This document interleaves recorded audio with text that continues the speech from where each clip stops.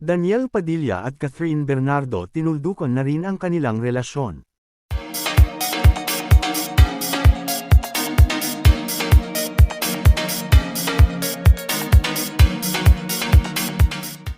Isang nakakagulat na balita ang lumabas nitong ngayong araw matapos kumalat ang nangyari sa relasyon ng magkasintahang Daniel at Catherine o mas kilala nating lahat na Kathniel. Ayon kasi sa isang social media influencer ay hiwalay na umano ang dalawa kaya kung ating mapapansin ay wala silang posted status about their relationship. Nasabi din dito na ang dahilan ng hiwalayan ng dalawa ay ang pagkakaroon ng palihim na pagkikita ni Deej at Andrea Brillantes.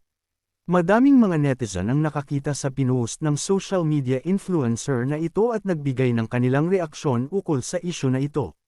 Ayon pa sa nakalap namin na balita ay hindi pa naman daw ito kumpirmado at inaantay pa nila na sa Kathniel manggagaling ang tunay na kalagayan ng kanilang relasyon.